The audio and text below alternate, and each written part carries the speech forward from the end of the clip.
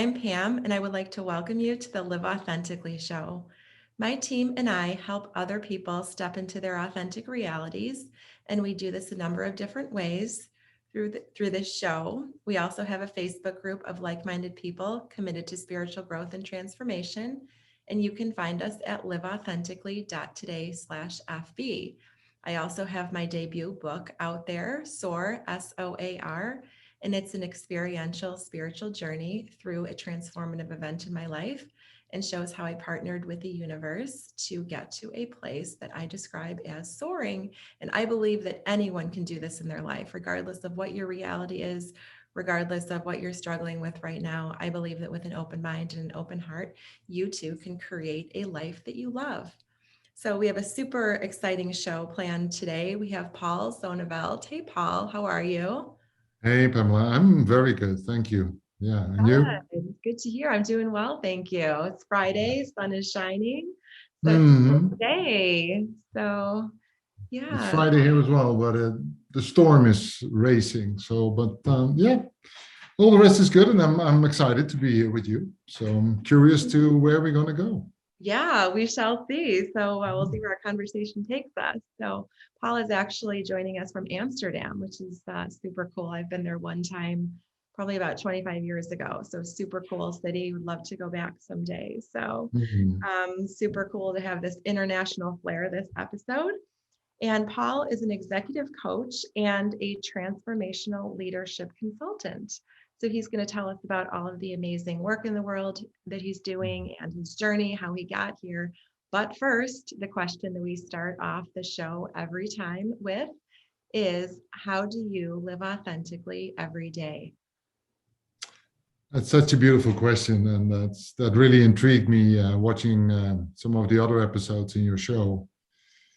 You know, I try to every day. I try to be as present as possible in the moment, and um, and just embrace whatever comes. And that might be a very good mood, and sometimes the mood is not so good. It might be a little annoying about myself, and then try to just find out, okay, where is it coming from, and how come I'm in this state, I'm in this mood, and I think that one of the other things is honesty. Just be pure honest with yourself, um, and also reflect a lot, to see where I'm stuck Mhm. and to work on that. And I've been working on myself for 25 years now. So probably the day that you went to Amsterdam, that's when I started, coincidentally, and ever since. And I think it's still a work in progress. Yeah, So yeah. love that. And so, what prompted your spiritual journey, the beginning of your spiritual journey? Oh wow. Well, it doesn't hurt anymore now, but I was once demoted. I was on a career path and thought we were doing really, really well. Actually, on the number side, we were doing really well, but the people that I was leading were not happy. Mhm. And although I meant well, apparently it wasn't perceived like that. So that was a big blow. It's easier to be kicked out of a company than when they say, well, you're not going to do this role anymore. We give you a new role, but nobody knows what that new role contains. So I Mhm. was in like Twilight Zone. Yeah. And the only thing what I often say is the only thing I remember is that my name was Paul, and all the rest, all my capabilities, everything that I had built my personality on was absolutely in a second swept away. Mm. So I had two choices: either I walk away from the company and blame them and all the other adjectives that belong to swearing words and whatever, or I stay. And I look in the mirror and I start to find out what is that big blind spot that I was not seeing.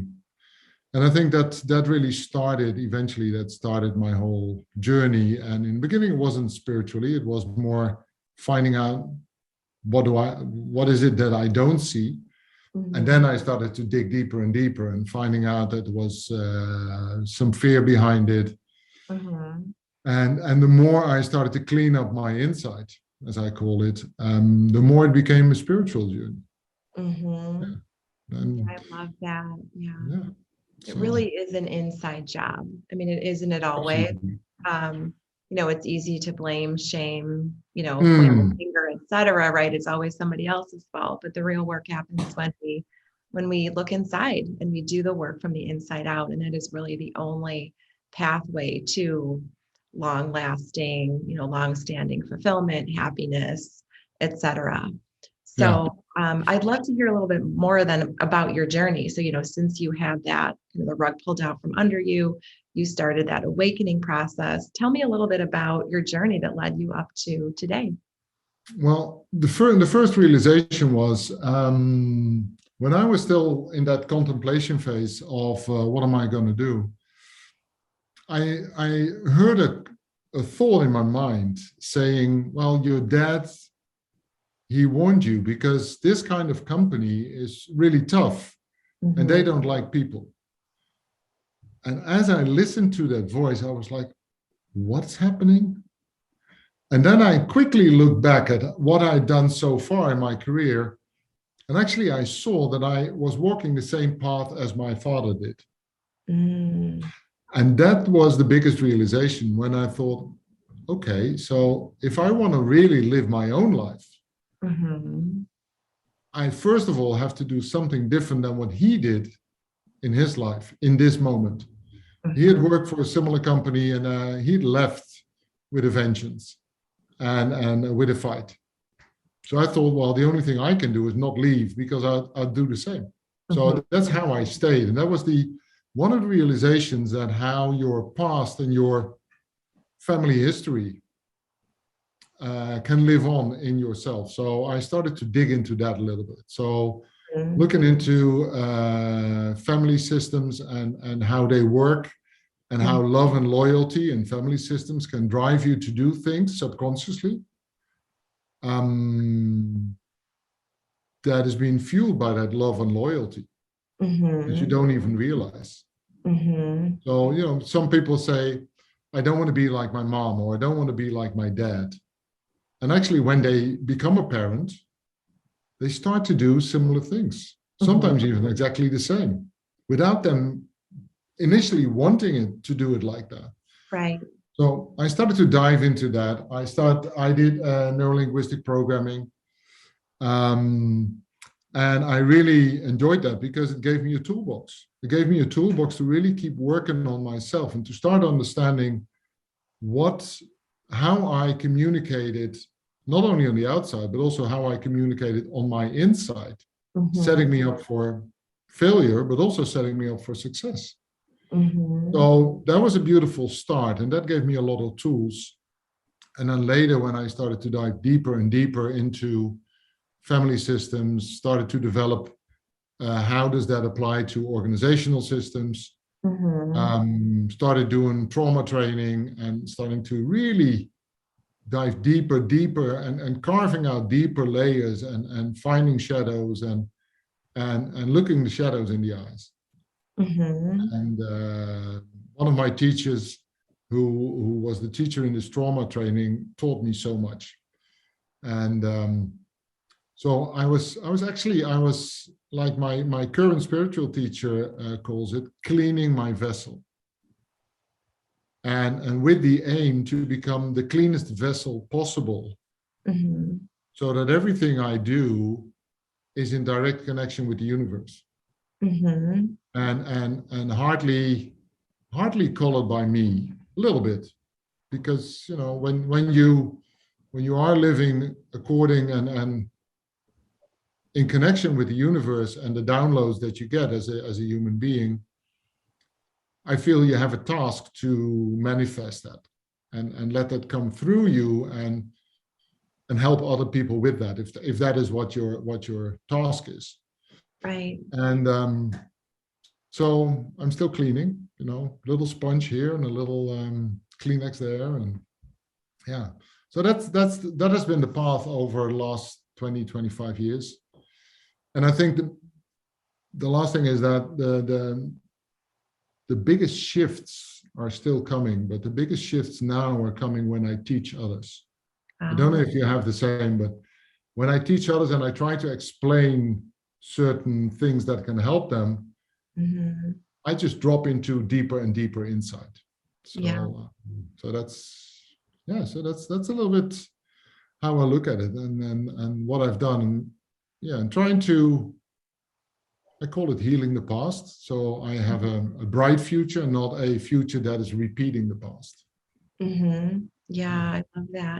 And it really is. It was fascinating to learn, as I dug deeper into like neuropsych and all of that, just how much of our life is run by our subconscious. We think Mm, it's our conscious, but it's really those programmings that you mentioned, like the familial programming, like the behind the scenes stuff that's really running the show. And this journey, as you know, is all about making the unconscious, just kind of going through the motions, staying in autopilot mm, and turning that into conscious and asking ourselves the questions like, how does this feel? Does this make sense for me? Is this aligned for, what I want? Does this represent who I am? Rather than just adopting the behaviors and the patterns and the language mm. of prior generations.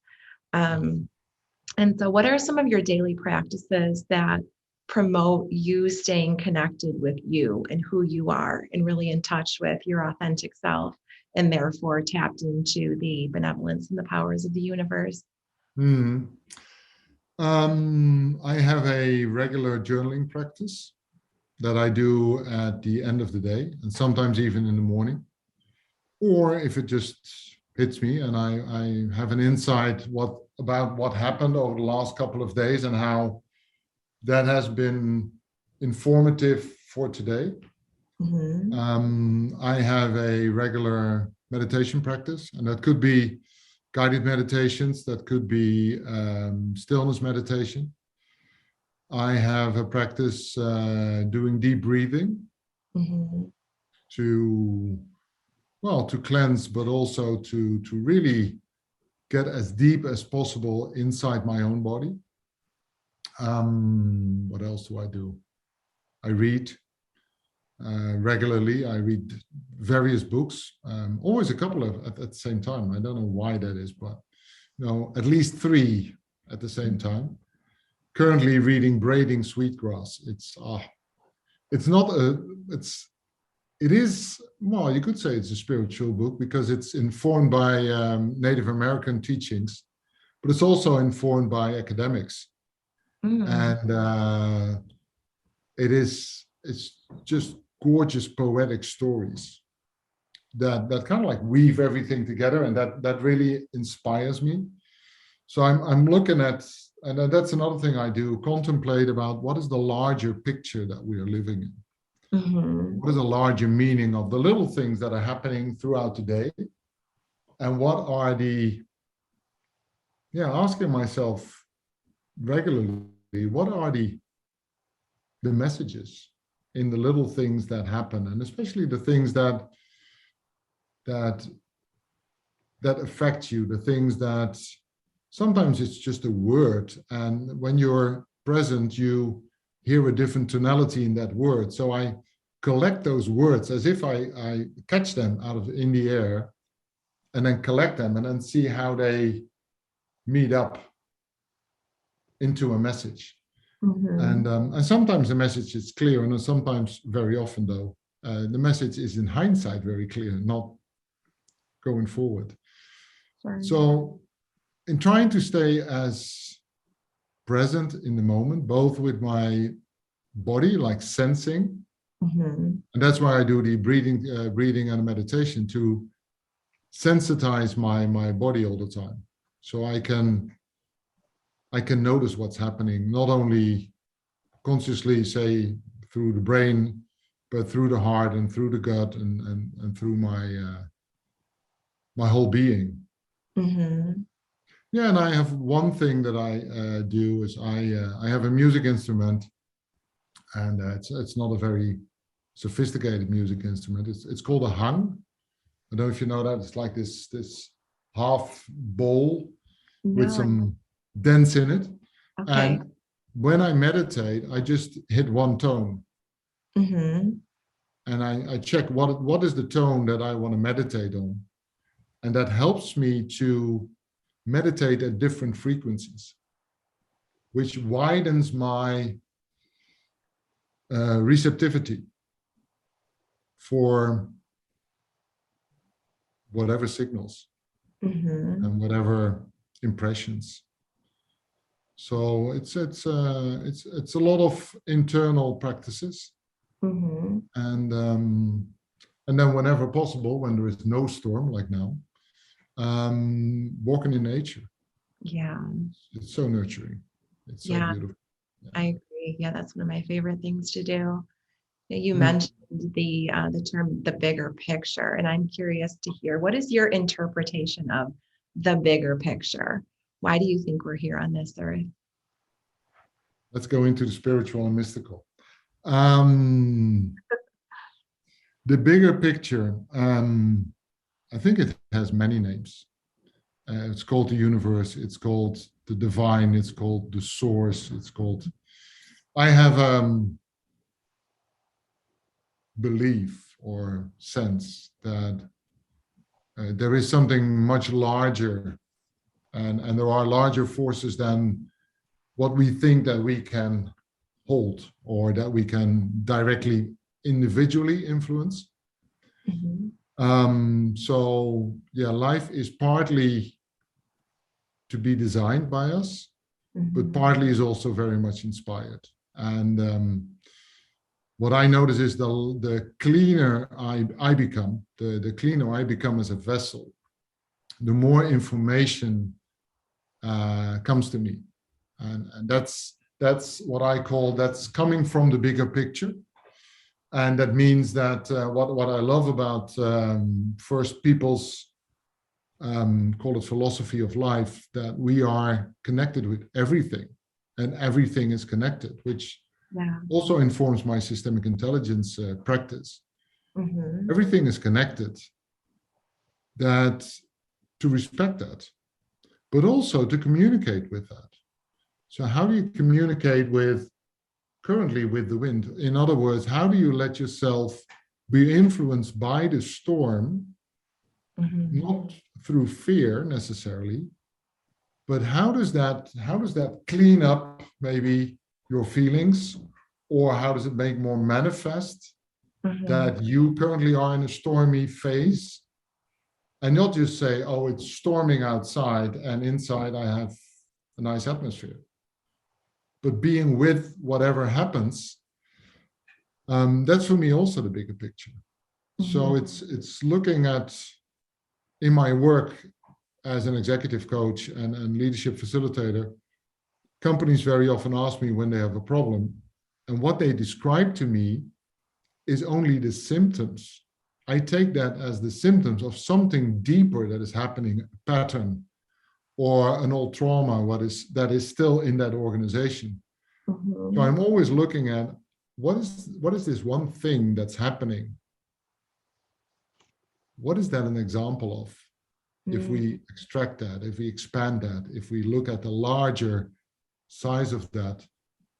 And I must say that has enriched my life and made it more authentic, I feel, because I'm not looking at myself as a singular entity, Mm-hmm. or not even my small family, not even my larger family, but us as humanity, us living in nature, as being part of nature. We're not, I don't see we are the boss of nature. We are part of nature.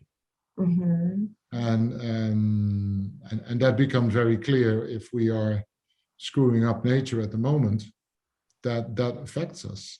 But that is also a larger picture. Right. And even the influences from the energies from the universe is a larger picture. And you can go as far as you want, or you can keep it as contained as you want, Mm-hmm. whatever feels practical for you Right. or authentical. Right. I would love to hear you talk through a real life example with us, obviously leaving names out of it for privacy and confidentiality. But, can you walk us through just a situation where people bring to you a situation where you said, you described it as symptoms, right? It's like a bundle of symptoms. And your task really is to kind of zoom out and to kind of fly above it and help them gain perspective Mhm. from a deeper place. So can you walk us through like what a real life situation might look at and how you help people see it through a new lens? Well, it might be that, let me see, one of my coaching clients currently, person means very well, is a senior level in an organization, Mhm. and is also not very empathic. Okay. So very directive in the way that it's really giving orders instead of inviting people to do something, for example. And so I could teach him something like, well, this is how you do empathy, but then it still becomes like a little thing and a tool, but it's not authentic. So what we have started to look at, what in his family history, and we're going back a couple of generations, Hmm. what has happened in his family history, and how in that larger scheme, this was a helpful mechanism to not be empathetic. Mm. In other words, there was a lot of survival in his ancestry. Okay. So people had to move from country to country. They were fugitives over centuries in all kinds of different situations. So in that family, there is this survival energy, Uh-huh. which is looking for first your own survival before you look at anybody else. Okay. So under the pressure of the directives that he had to live by in the organization, he was Mhm. first looking at his own survival. Okay. And once he saw the larger picture, we could do some exercises that kind of relieved him from that feeling that he had to continue to live, which was unconscious, obviously. So that Mhm. is one example. Another example in a larger organization where we see that people are not taking responsibility, that quality issues are being delegated upwards instead of taken on and done something with. People are trying to hide all the time from questions they get, from being the ability that somebody would ask them something to do, and they're Mhm. constantly hiding from the leaders, etc. And then, okay, those are all symptoms. So what is the deeper fear underneath? Mhm. What we also found was that in the last couple of years, they had been living in a real fear culture. Okay. So every time that you would show responsibility, and with taking responsibility, you can also sometimes make a mistake. And when you made a mistake, you were fired immediately. Mm. So it was very logical for them to not take any responsibility anymore. Sure. Now they are taken over by another company where taking responsibility is the culture. And now they are being looked at like, you can't do anything with these people. What's wrong with these people? And everything the new company does with good intent is being translated as, you see, they're going to push us again. They're going to push us again. Okay. But those are just the symptoms. Mhm. Does that help? Yeah, absolutely. Absolutely. So, what new energies or values do you work to help organizations embody to overcome some of these symptoms that you see coming up?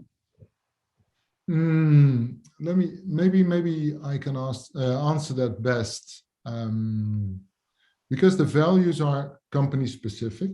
Mhm. The way I look at it. So with the systemic intelligence, we give them four core principles, which actually are principles from nature as well. Mhm. So every organization, if they have a purpose instead of just a mission is how I want to show myself out there. A purpose is, what am I being invited by my clients or by society to support? What am I really in service of? Mhm. So being in service of is one of those principles, and we call it purpose. Another one is connection. Can you really, what are the connections? And can you really, it's connection and inclusion, can you include everything? And as a coach, for example, can you include really everything? Mm-hmm. And when you ask yourself, and also that, my answer would be yes, that also. So that could be anger from a client against you. Can you include that it has a function? Mm-hmm. And can you look at it and ask yourself, one of the questions I sometimes have to ask myself when I see behavior that I can't put in my values frame is, what must have happened to this person that this person shows up like this? Mm-hmm. In other words, what's behind it? What is the life experience? Can I include that? Another one is, what has priority over other things? Is that clear in organizations? Mm-hmm. No, we call that order. Every natural system has an order. Like the taller trees have a high top and the smaller ones live a little bit lower. That is an order in essence. Yeah. We have the chain of which animal eats the other animal, Mm-hmm. but that's an order of life. So what is the order of life in this organization that supports the vitality? Mm-hmm. And the fourth principle is, how is the exchange going between employees and employer, for example, or between the company and the clients? Is it a fair exchange, or are we just, as an organization, extracting value away from the people? Or do we really give them something back? And that also creates vitality or life energy in an organization, but it also creates life energy between an organization and its clients. Mm-hmm. So if an organization lives purposefully, really connects with the people who work in the organization and with their clients, really connect and not just extract. If there is a certain order that is supporting the first two, the connection, and is supporting fulfilling the purpose. And if there is a fair exchange, Mm-hmm. that's when we see that organizations are in flow. But also, I was thinking about that. How does that link to individuals? But if you apply that to yourself, I think you would also live very authentically. If you ask yourself, what am I in service of? Mm-hmm. Like you are in service of, well, you probably have a better wording for it, but the way I see it is helping people find their spirit back again, and not Yeah. just going through the motions, Right. but really understanding that they are large, that our spirit is only living in this body for the amount it can, because I think we are much bigger than, we are just the porch of our spirit. Mm-hmm. So spirit is larger than our physical being. So what are we in service of with our spirit? And how do we connect with the people around us? And how do we include that sometimes they're not nice? How do we include that sometimes they need a little bit more time? Mm-hmm. And how do we include all of that? And how do we also include our own emotions and our own difficulties? And then if we look at, okay, what is the order of things? Grandparents came first, parents come then there's the children. How do we do that? How do we respect that in a normal way of living? And then what is the exchange that we do? How much time do we spend with each other, for example? And how much presence do we have when we are together? I remember that when my father was home, I was always saying, my father is the man behind the newspaper. The time that we still had those large newspapers. Yeah. He was not present to me, Mm-hmm. but he was in the house. Okay. So he spent time with us as a family, but to me, I didn't feel he was present in those moments. So how are we present with each other? That's an exchange. Yeah. How do we value each other? How do we complement each other? How do we look at the positive things of each other instead of the negative things of each other. It's so easy to blame and judge. It's Sure. not helping anybody. Hmm. Yeah.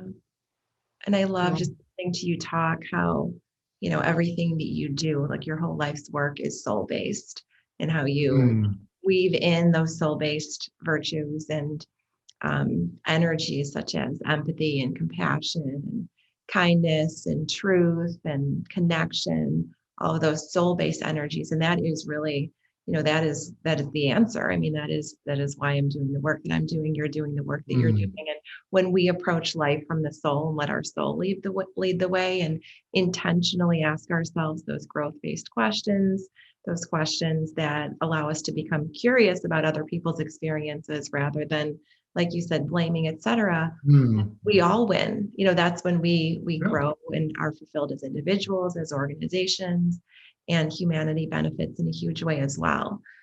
So I love that you've got all those soul initiatives weaved into yeah. everything that you're doing. I love how you summarize that. You're so elegant in those words. Oh, That's you're really so sweet. Thank you. I'm just summarizing what I'm hearing you say. I mean, mm, this is your yeah. work coming through your spirit. But one of the things I'd like to talk about next for a few minutes is this whole idea of being present, because I think Mm, that's an issue or a topic that comes up in a lot of my coaching sessions with my executives as well, is they really struggle with being present. Their mind, they're sitting there with their family and their mind is elsewhere. They're worried about, the next day, or they're, overthinking, like they're just having a mm, very difficult time just living in the moment. So I'd like to hear some tricks of the trade, if you will, about how you coach people into, out of overthinking and out of ruminating and out of catastrophizing and all of that, into just being super focused, just immersed in the present moment. mm. Oh, we can fill a whole day with that. I A few know. minutes you said. A few things that I do, some basics. Let people become aware of the rhythms in their body. But first of all, so number zero is accept the fact that, okay, my mind is racing at this moment. My mind is racing, or at this moment, my thoughts are elsewhere. I think if we don't, we reduce the judgments on ourselves, that is the first start. Then it is become aware of your body. Mhm. And breathing is the easiest rhythm we have. You don't have to do anything. It goes by itself. And if you can even bring it down to your belly, it brings the attention and the energy down Mhm. to your belly, out of your head, all the way down. Mhm. One of my teachers once mentioned, he said, when we are not there, then everything comes up. And that's how we get stressed. Mhm. So the more we can be breathing in our belly, and even maybe even deeper, and that takes some practice to start breathing all the way down your pelvis and actually feel your sitting bones on the chair, and maybe even become aware of that place between your sitting bones being on the chair, which in the more Indian philosophy they call your first chakra, which is your grounding, a Mhm. real feeling of being okay in the world. The more you can bring your attention there, the less you start to worry about everything around you, Yeah. because you are in your own inner safe place. And so it's bringing your attention down, bringing your energy down, bringing your breathing down, being aware that your feet are touching the floor. It's so many Mhm. people are walking on the street, don't even notice it. Yeah, they can see it if they look, not even feeling their feet touching the pavement, for example. Yeah. So those are, for me, the real basics. And that's always how I start my meditation, for example. And the frequent I do that, the less busy mind I have. Yeah. I love But it that. could also be just, when you sit, and you're in a room with family members, just look around Mm-hmm. and just appreciate that you're not alone. Just the simple fact that you're not alone is worth celebrating. Right. And so it's partly becoming in awe of the simple things that we have this conversation.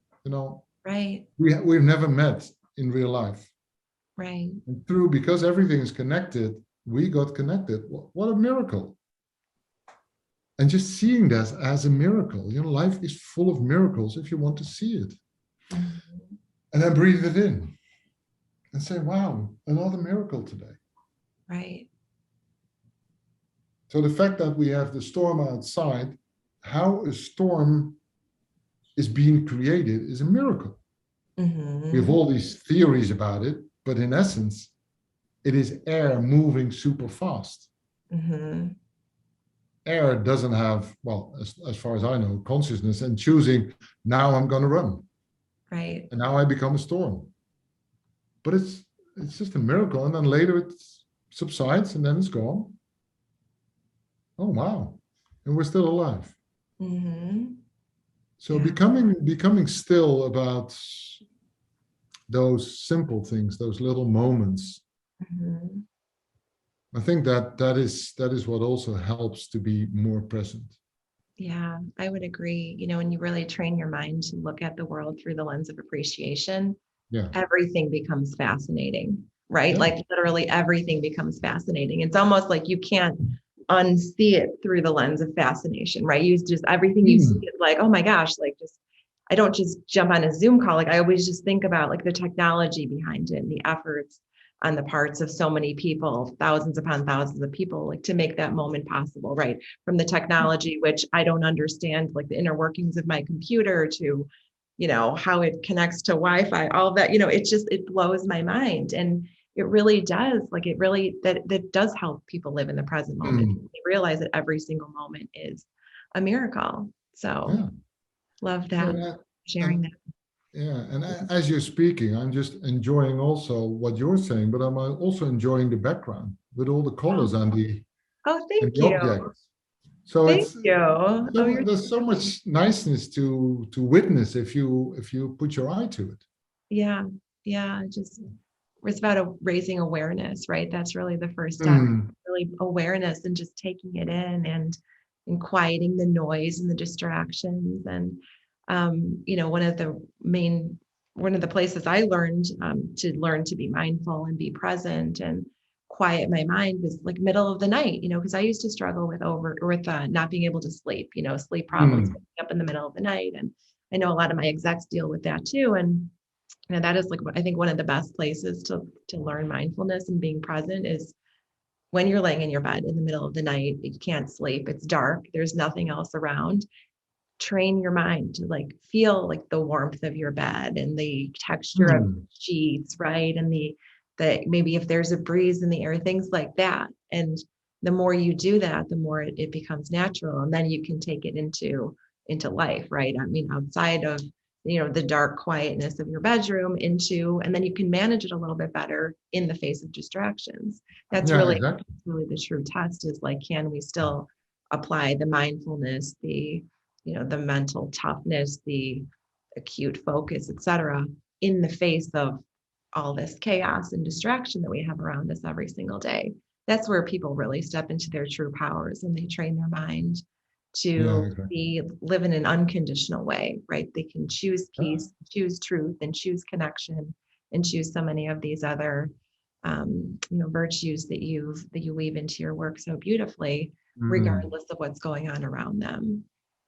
Yeah, and even if you then one moment you can't control it or you can't have that state that you would like to have, just be compassionate with yourself. Yeah. And say, okay, I'm only human. I'm doing the best I can. Yeah. And when you try, a lot of people say I'm doing the best I can, but they're not even trying. Well, there might be a little bit more that you can be than just that what you call the best I can.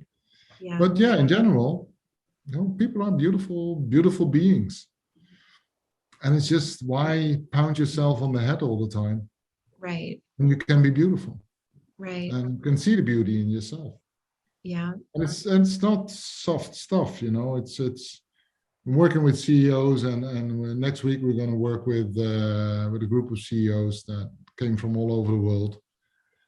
And the amount of pressure they put on themselves, next to the pressure that they get from stockholders, press, whatever, and then finding their humanity again and enjoying for a week the simple things of life, Yeah. and then taking that back into their work, it just changes whole organizations. It sure does.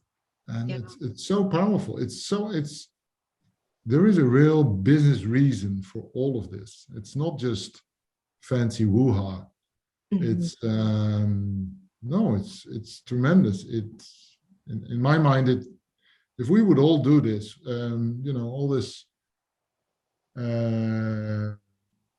reason about, or the reasoning about the difficulty we have with the climate at the moment, that would be fixed a lot easier and a lot quicker. Yeah. Okay, that's currently still a dream. Hopefully soon a reality. Right. Yeah. All right. I just noticed our time. I know we went over the half hour or so that I promised you, but our conversation has been so exhilarating, and I've enjoyed every minute. But before we wrap up, I just wanted to give you a minute or so just to have the floor, carte blanche. You can talk about anything specific with regard to your programs, any parting words of wisdom, and then also if you can let our viewers and listeners know where they can get in contact with you if they'd like to reach out. That would be amazing. Wonderful. Well, thank you for this beautiful conversation. That first and for all, and I really enjoyed it. And it's fairly simple. I've got my website is called paulzonneveld.nl.